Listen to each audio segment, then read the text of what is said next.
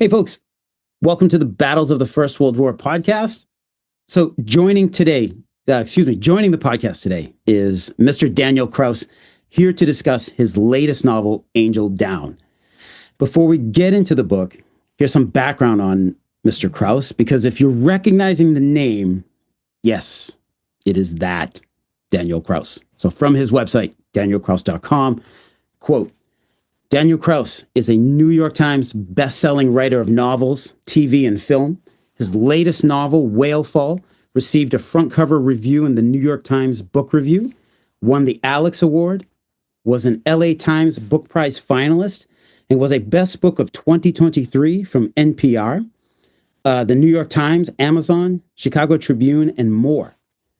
With Guillermo del Toro, he co-authored The Shape of Water, based on the same idea the two created for the Oscar-winning film. Also with Del Toro, Kraus authored Troll Hunters, which was adapted into the Emmy-winning Netflix series. My daughter loved Troll Hunters, by the way. He co-wrote The Living Dead and Pay the Piper with legendary filmmaker George A. Romero. Kraus's The Death and Life of Zebulon Finch was named one of Entertainment Weekly's top 10 books of the year. Kraus has won the Bram Stoker Award, Scribe Award, 2 Odyssey Awards for both Rotters and Scowler, and has appeared multiple times as Library Guild selections, YAL Essay, Best Fiction for Young Adults, and more. Kraus's work has been translated into over 20 languages. He lives with his wife in Chicago, and you can visit him at danielkraus.com, end quote. Okay, and that's Angel Down, also from Mr. Kraus's website. So, quote, the critically acclaimed author of the crazily enjoyable, this is the New York Times, Whale Fall, returns with an immersive cinematic novel about 5 World War I soldiers who stumble upon a fallen angel that could hold the key to ending the war. Private Cyril Bagger has managed to survive the unspeakable horrors of the Great War through his wits and deception, swindling fellow soldiers at every opportunity. But his survival instincts are put to the ultimate test when he and 4 other grunts are given a deadly mission: venture into the perilous no man's land to euthanize a wounded comrade.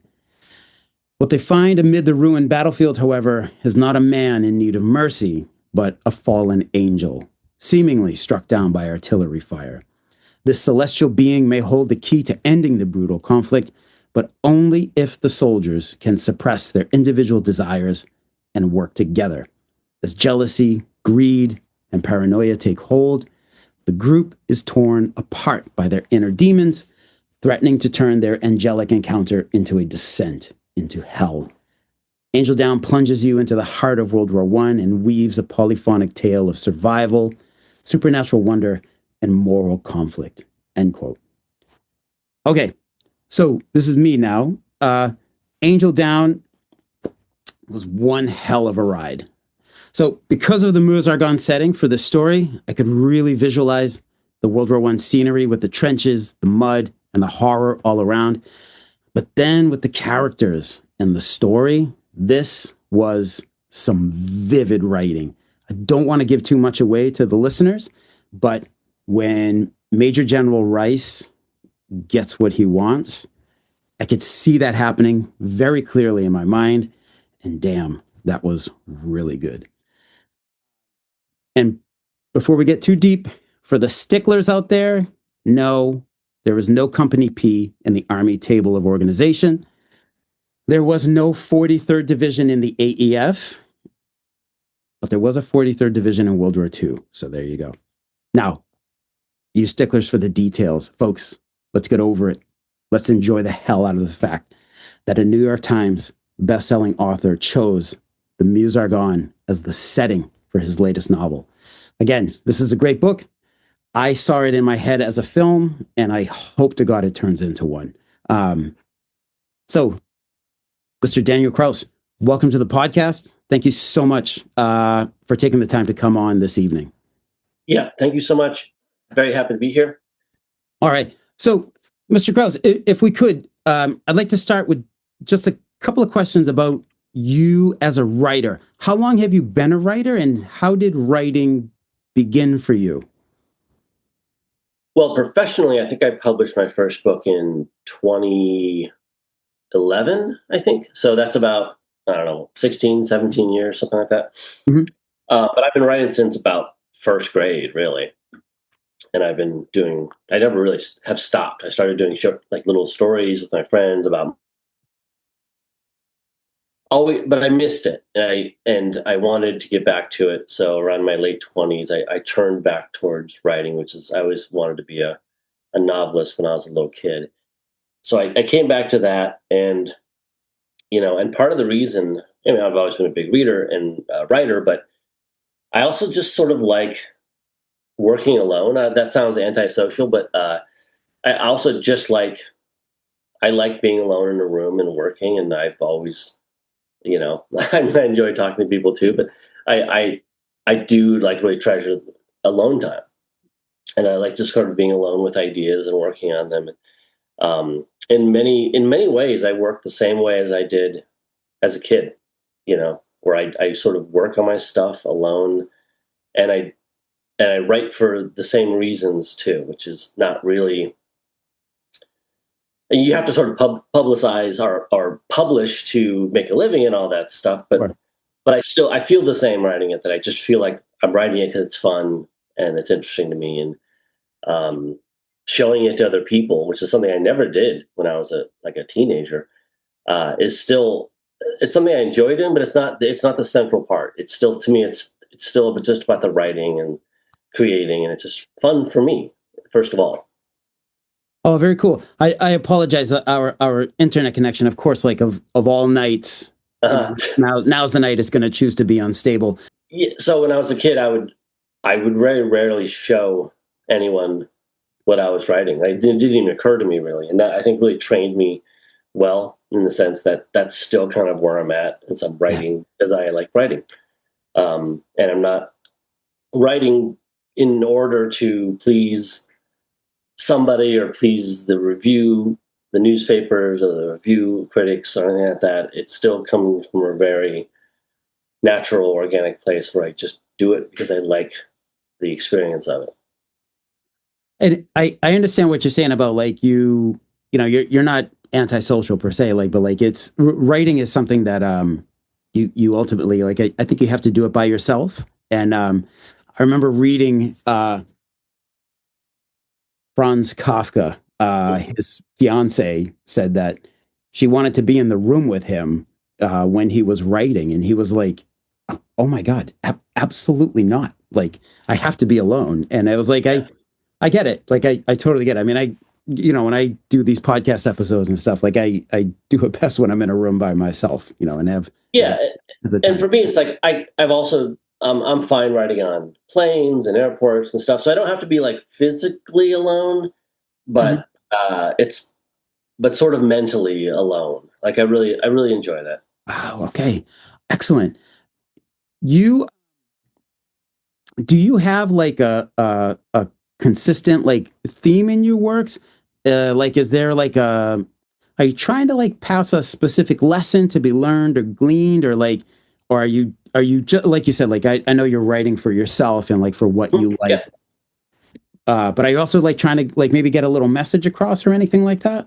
yeah. Always. I don't know that it's a. I don't know if there's a major through line through my books. Angel Down is my 20, looks like 25th book. Um, so I don't know that, like, I very purposely try to change what I'm doing all the time. Like, I try to write in, my goal is to write in every genre, and I've written in most of them at this point.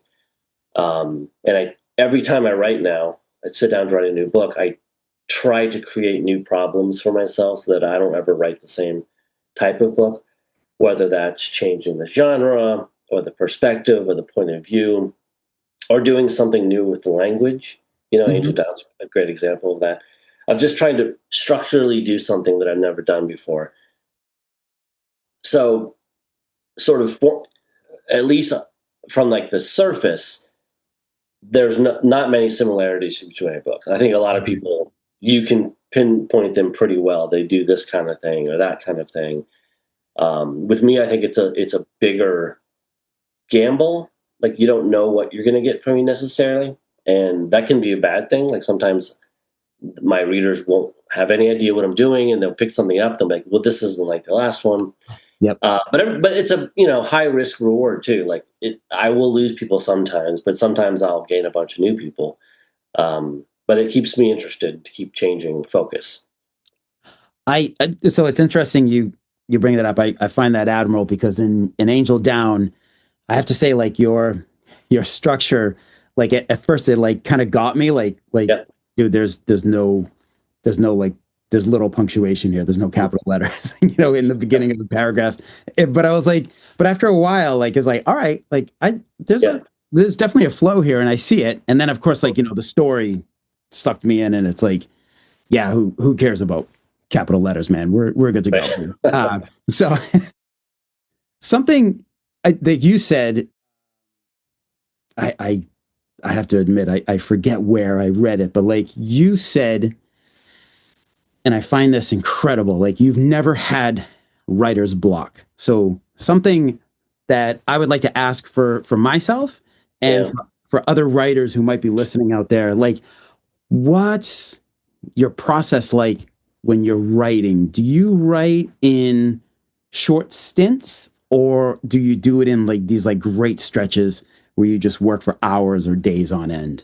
Yeah, it's a great question, and it's not. It's mostly accurate. I think I had the normal type of writer's problems up through my third book, so that would have been like 2013 or so, where I did feel like I had writer's block or just some sort of more common, some sort of barrier that would sometimes pop up, and I couldn't get into it, or I couldn't figure out where I was going, or just something else was making me not want to write.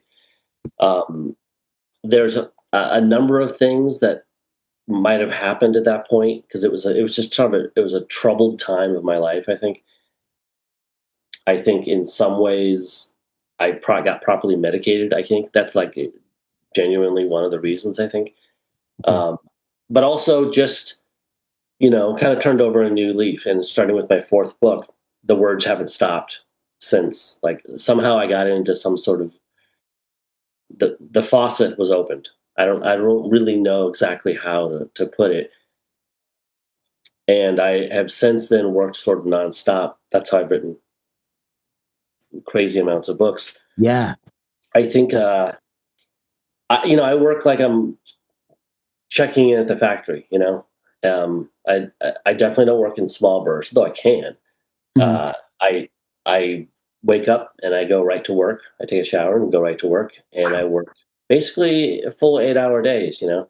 These days, once I get to like maybe 2 p.m., I've got a whole bunch of business stuff I have to do. So I spend the last few hours answering emails and answering publisher requests. And uh, so it's not as quite as pure writing as it used to be, where I used to just write 9 to 5.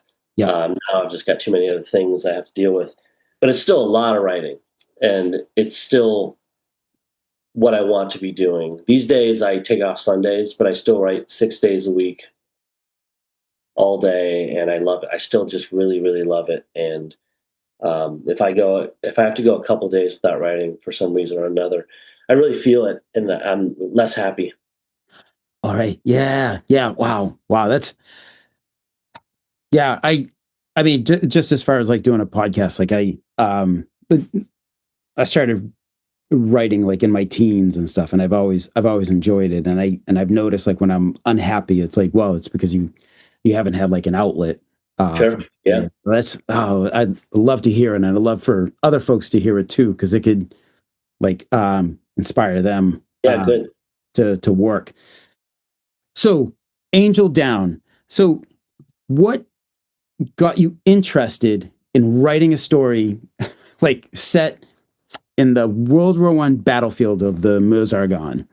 Yeah. So yeah, I was not much of a history buff until maybe my, let's see, fifth book, I think. And it was this book called The Death and Life of Zebulon Finch, a very, very giant sort of historical epic. And so I to this day, I've never written anything, and hopefully never will again, that required so much research. It's like a 1,500 page epic. It was huge.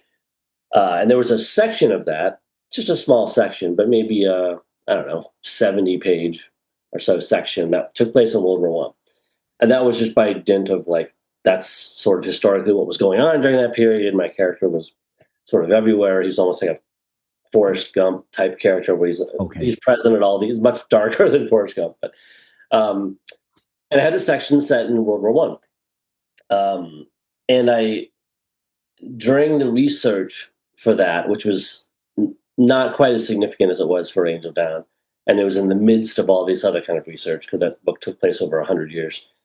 Uh, I really kind of fell in love with the stories of World War One, and although that book went on to cover other conflicts, and I've written about many different time periods, I do historical fiction quite a bit these days. There's been a few periods that have fascinated me more than World War One, and I have, as I've been doing interviews for this book, I've tried to figure out what it is about that war that has captured me so much, and I think it's the futility of it. I think there's something. I think from an artist perspective, there's something almost absurd about it, like these your battle lines that you're battling over this like parcel of land that is so destroyed that no one would ever want it, and yet you're just throwing lives at it. And it seems at points, and I'm sure, and in the larger view of things, I sort of understand what's happening, but from the ground level perspective, it seems so pointless for so long. Um, it just seems like you're just throwing people into the grinder day after day after day for what appears to be nothing, what appears just to be a muddy field of craters. Yep. And I think that plus the fact of just all this new technology, the sort of weapons that were being faced at soldiers who were still dressed as soldiers had been up to that point. Like they just didn't have any real kind of armor, and the way that the battle tactics had not caught up to the technology. Right. And my theory, or sort of my thesis maybe of the book, is sort of that the technology of World War One is sort of created the next however many years that we're still ongoing now of um, war and violence and this sort of cycle of killing that once you mechanize it almost as like a factory. Like there's people who profit from war and reasons war beyond the more obvious ones that war is perpetuated. And I feel like that engine began to function in World War One. Yeah. And almost like feed itself. Like Yeah, it's a exactly. machine that like just keeps on going and chewing up people. Like it's funny, like while I was at work today, like I'm a teacher, so I had an off block. So I was watching a short clip of the newest version of All Quiet on the Western Yeah, Front, yeah. and Mhm. I was watching them. It's the scene when the French tanks come out of the mist, and they're and it's funny. Like I was struck by a similar feeling of like I was looking at the soldiers and the German soldiers and like the devastated ground and the barbed wire and the bodies hanging on the barbed wire, and I was like why like why are you fighting over this? Like what is the point of all of this? And even some of the Yeah. soldiers, I think that the director worked it in where they're like looking at each other and the question in their eyes is like what are we doing? Like what are we doing here? And where, Yeah. it's also like And not the time to be asking that question because you're in an incredible amount of danger right now. So you need yeah, to. right. The time to ask that question is in the past at that Yeah. point. Yes. And you're right. When the tanks come out of the mist, that's kind of what I'm talking about. Is this sudden onslaught of technology where in previous wars, a lot of the previous wars, what would be coming out of that mist would be other humans, and you Right. sort of understand those and can deal with them. And I think a lot of it, in addition to what I've said until now, there was something when you're dealing with other soldiers that you're fighting, and it's human to human. You understand the stakes, like Mhm. you understand what it's like to kill somebody because you're using your bare hands or something close to it. Sure. Once you get far away from that and suddenly you're shooting from miles away or you're in a tank or you're operating a drone, Yep.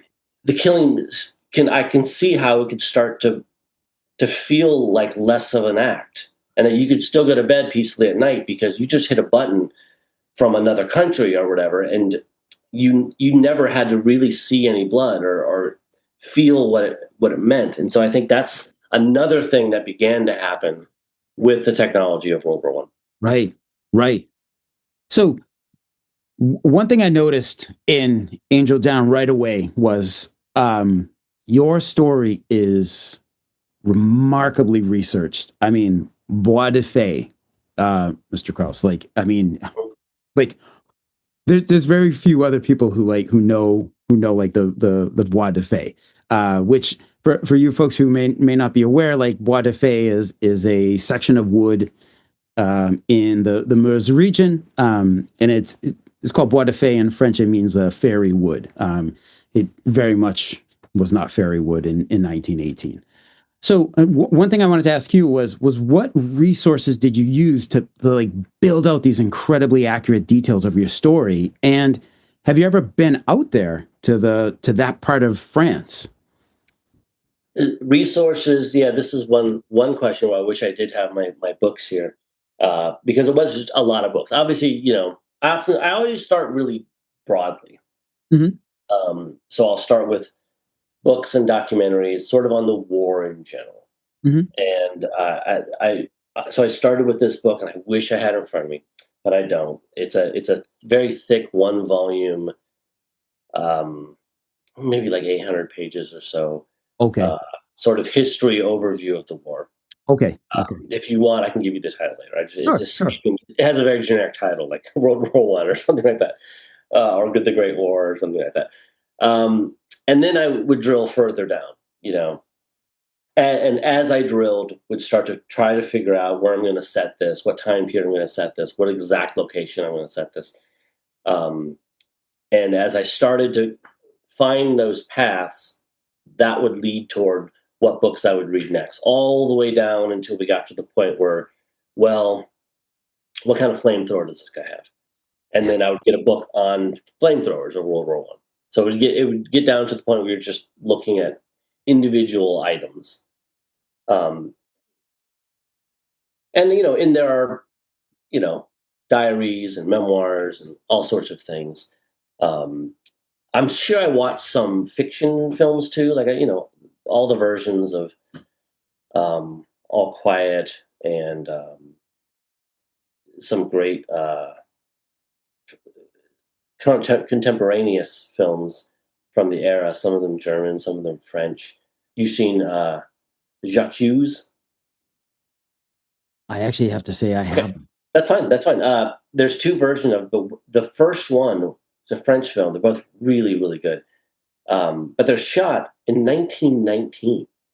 So what's wild about these movies is they're being shot in existing trenches by soldiers who fought in the war, wearing their actual uniforms. So it's like you can't get more realistic in some degrees because you're literally there where the battlefields are still there.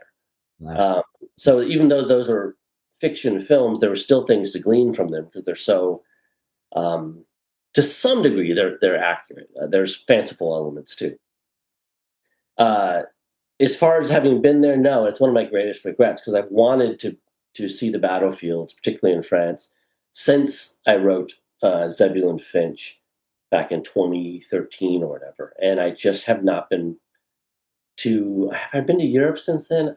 Probably, but I haven't been to France. I haven't been to really anywhere where there would have been World War One battlefields. But this really lit a fire under me again, and it's just like it's at the top of my list. I'm assuming you've been there. Yes, and this is probably completely inappropriate for our show, but like this is the point where I'm going to say like my friend and I do tours every summer, Yeah. and you join us because Okay, I'll let you know. it's a hell of a great time. Now, where do you tour? We go specifically to the Meuse-Argonne region where the No Americans way. were. Yeah, yeah, yeah, yeah. Okay, I'm going to be in touch. Yeah, yeah, definitely. Like it's a super cool time. And next year we're going to be doing it. I think like we're going to be doing a lot of walking, so you'll definitely Mhm. get to know the area.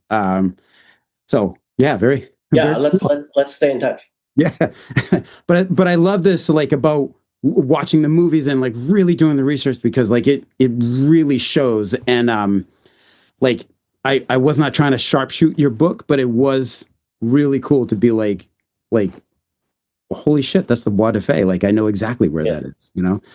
So amazing. Now, the story. Five American doughboys are tasked with the mercy killing of what they think is another wounded soldier. Yet they find a kind of fallen angel that they must then protect. Without giving too much away, who is this being and what does she represent to the five doughboys? Yeah, well, that's a tough one not to not spoil Yeah, because sorry. that's sort of no. I'll give it a go because that's sort of the crux of the book is Yeah. what is this being?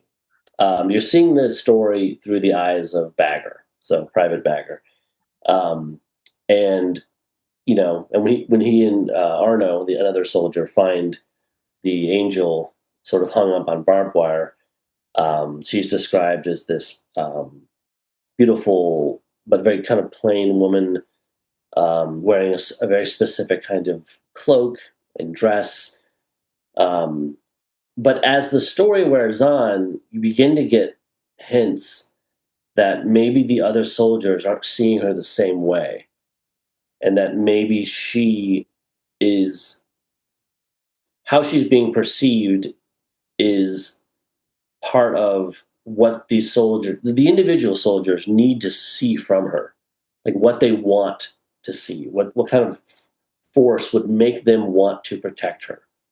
Yeah. So she's kind of to some degree what you make of her, um, but in most senses, and being vague on purpose, Yeah. but in most senses, it's who would they want to protect? Who would each of these five men want to protect? Awesome. Unfortunately, along with that comes how would these men decide if they've got a miraculous being on their hands? How might they use this miraculous being to their own devices? Because, as you said in the setup, if you've got this, what appears to be an angel, and you've seen it do a couple miracles in front of your own eyes, well, she might be able to do big miracles. She might be able to stop the war. She might be able to do all sorts of amazing things. And that should be a very short book. They just take her to the army headquarters, and then the war's over and everything's great. Yep. But my perspective on it is that's not what would happen. I think a lot of people, if they hear the premise of the book, would kind of think these men have this sort of wonderful, um, almost holy experience and are changed for the better. And it's actually the opposite, where because they have this valuable object in a way, their all their true natures come out. Like the light of the angel exposes for who they really are, and they all want something for them. And it's because they have these differing wants that they begin to tear each other apart. And with this sort of holy encounter, becomes almost um, an something that sends them to hell, like their own personal hell, where they each are going to fight tooth and nail for what they want. Yep. Yep. Yeah. And it's all when you boil down to it, it's all very, very human. It's like I looked at this and was like, yeah, man, that's how these folks would have reacted. You know, like that's how people would have reacted to this situation, like being thrust before them. Right. Um, The angel is almost like what in crime films they would call the MacGuffin. So it's this catalyst that the book in some ways isn't about the angel. The book is like the angel could have almost been anything, like just something that makes the soldiers show their true colors, and this is what it happens to be. awesome. Can you just, again, briefly, without giving too much away, can you briefly describe or introduce us to some of the characters in Angel Down? You've mentioned Cyril Bagger, Yeah. Arno. Can you tell us just a little bit more about Right. So the book begins. The conception of the book began with Bagger, Cyril Bagger, who is our main character, and he's essentially. I wanted to start with somebody who had a place to go. So I wanted to make him a sort of unsavory character. One thing I'm really not interested in my books is presenting perfect heroic characters. Quite the opposite. I like to see how much I can get away with a character and make the reader still root for them. Like how many bad things can they do, and I can still get the reader to like them? Because for me, that's an interesting challenge. I've said in many interviews I've never had any interest in good versus evil. What I'm really interested in is bad versus worse. Like how bad I can make a character without losing the reader is really interesting to me. Yeah. So Bagger's, he comes in and he's essentially a full-time gambler and a cheating gambler, and that's how he's making his way through the war too. He's taking everything from his fellow soldiers through gambling and trickery and staying out of the line of fire by digging latrines, and there's no reason to like this guy. And yet there's something sort of appealing about him. Like you can't help but sort of be amused by the guy, even though he's kind of a terrible soldier, by all accounts, a terrible soldier. And so when I was devising the other four soldiers, I didn't start from characters. I started with the thought, the question of what are the different ways men could exploit the angel, and then I built the characters around these different ways. Wow. So you've got Popkin, who's this big kind of uncouth oaf, big and strong, but dumb and mean. And there's a certain way he wants to exploit the angel, and then you have someone like Goodspeed, who's very smart and conniving and sells. He'll skulk over to the German side and sell trinkets to the soldiers. And I think the most damning detail about Goodspeed is that he's impeccably clean. Like Yes. he's the only one in the entire army who's like clothes don't have any mud on it. Yeah. Yeah. And it kind of goes on from there. So you have these five characters who are purposely very different, and who all want something different for themselves and for the angel. My last question here was about Cyril Bagger, the main character, and who is he? I mean, you've described him, but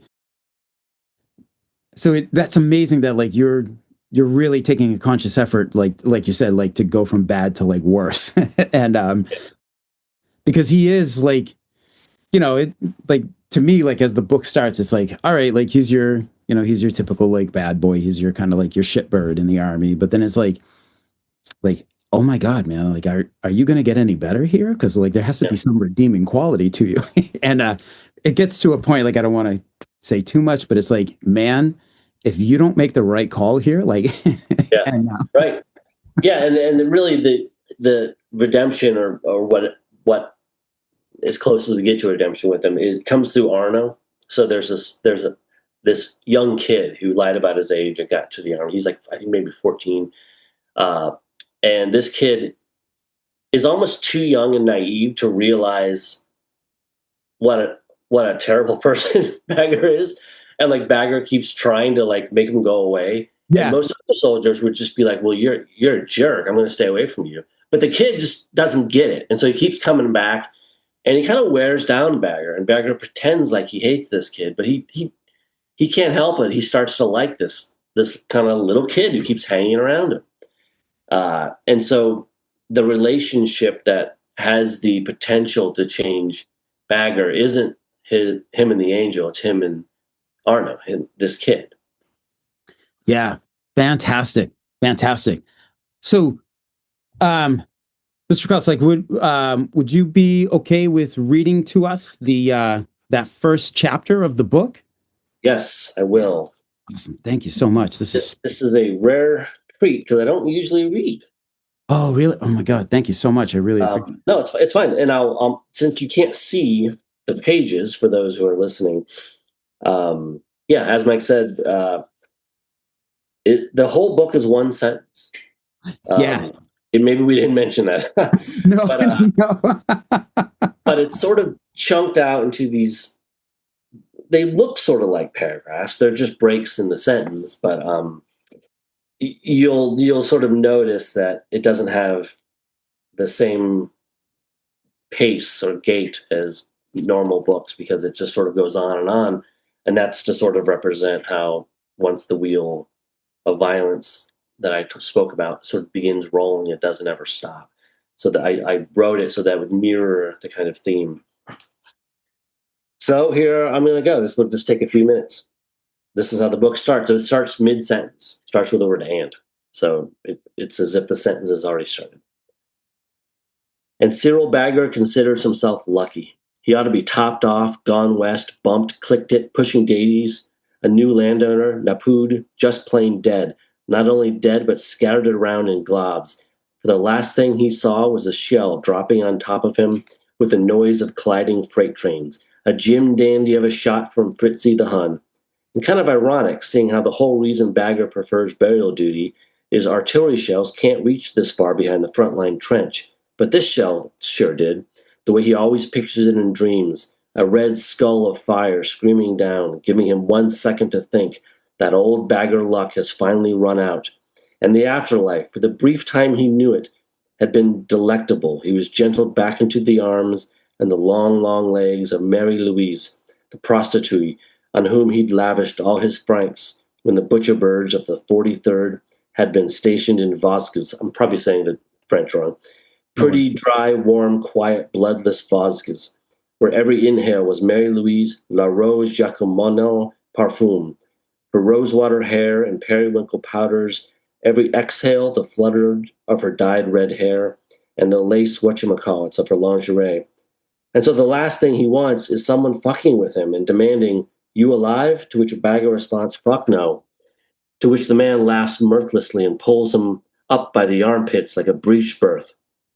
So Bagger the newborn unseals his eyelids, a crust of mud, oil, and embarrassing tears, and discovers he's being lifted from the burial pit he'd been digging when the mortar hit, now blown to triple its size, and is stacked with triple the dead, all being sprayed with quicklime and hastily carpeted in soil. And Bagger would have been buried alive if not for his sharp-eyed private. He really ought to reward him with a cigarette, but Bagger's distracted by the corpses packed slicked hot on all sides of him. One dead doughboy nearly beheaded by a pelvic bone.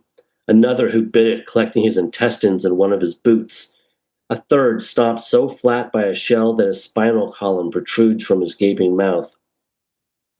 And yet Bagger, by his own baffled accounting, is intact all the way down to his little piggies. So how the fuck is he alive when everyone who'd been near him, by the look of it, was exploded, shredded, and scattered? He tries to credit the corpse he'd been carrying. It must have absorbed the shrapnel. But a nagging voice insists it's a miracle, which only pisses him off. He'll be goddamned if he's going to start believing in miracles here in hell. And once his ass is on solid ground, more or less, he realizes this marshy patch of land between the Argonne forest and the river Meuse has fallen quiet. And there's nothing more suspicious. A western front, quiet is tetchy. One side always gets itchy and opts to bleed a few hundred more men over a few inches of land so ruined only a maniac would want it. And so Bagger sits up with vision a swirl and shoos away the filthy pelt of air, the pigeon gray smoke, and the eyeball white fog. And beyond the hills of diarrheal mud and the pappy craters from whence those hills were upchucked, Bagger sees trucks and carts and wheeled guns crunching east. Looks like the whole fucking U.S. 1st Army 3rd Corps 43rd Division has vacated the scene with the likely exception of Bagger's lowly Company P, forever dangled like a gonorrheal dick from the brigade's leftmost flank. And Bagger feels for his haversack, still there, and extracts his Bible and opens it and stuffs his nose into the gutter and inhales, doesn't give a fuck about kings and shepherds and carpenters and prophets, but the damp protean smell of the book's red leather and the woody scratch of its onion skin pages, each one half-mooned by his father's finger stains, has a smelling salt effect on Bagger. Has since he was a kid. It brings him back to the cramped study over the church where Bishop Bernard Bagger labored on sermons, back when Cyril's heart, now filled with smoke, was filled with what must have been hope. And it's only through the motions of inhaling that Bagger feels a brittle tightness. His face is glazed in dried blood, clearly not his own, and he orders himself not to imagine whose. It's best when blood has no deeper meaning than rain, especially in the Argonne where so few trees remain to block the October wind that flash dries blood so rapidly to your skin. And while there's no telling which boy bled this blood, what kind of blood is a different matter. 14 days into this cyclone of cartilage and lead, blood has developed a sommelier palate for the tart fizz of brachial blood, the fudgy sorghum of femoral, the meaty sludge of heart wounds, the rancid reek of any gut juice at all, and the warm salt lick of arterial blood he now licks from his lips. And it's good the Bible is here to push him through it. Bagger takes a loud, greedy sniff, sinuses bathed in the aromatic nostalgia of comfort and solace, then reluctantly pockets the book and sticks fingers into his ear holes to clear out the creamy plugs of mud and blood. In this trench world, hearing is so much more vital than seeing. And the world's noises whoosh back, and Bagger catches his breath at a rubbery wail that overrides everything. Another Minenwerfer dropping, the same kind of shell that ripped his fellow barriers to cutlets. Oh no, oh shit, but hold on, wait, no, this is different. Less a wail than a shriek. No rival to a mini on a decibel level, but with an edge that chisels through the end times grumble at a pitch he's never heard. And though there's plenty of attack machines and extremists out in no man's land, their death moans are as predictable as hinges, while this shriek is organic, as alive as Mary Louise's pleased moans or Bishop Bagger's stentorian damnations. It could be male or female, human or animal, but whatever it is, it's dying, dying slow, dying loud, ripple after glissoding ripple of agonized lament. And Bagger, already weighed down in mud and blood, further heavies in the dreary certainty that the shriek won't ever end, just like the war won't ever end, like the carnage won't ever end.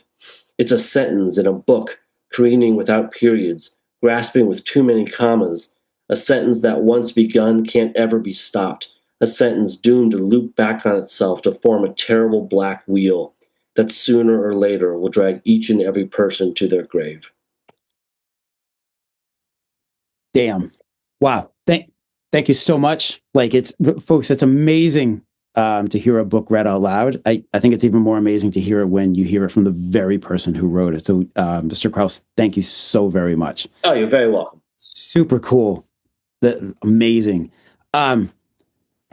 Folks, the book is called Angel Down. It's out. It's been out since the end of July. And I will have links to both how you can buy it in the UK and how you can buy it in the US. Folks, if you're into World War I, or if you're just into a hell of a good story, please do go out and get Angel Down by Daniel Kraus. Mr. Kraus, thank you so much for coming on the show this evening. Oh, the pleasure's all mine. Thanks so much. Awesome.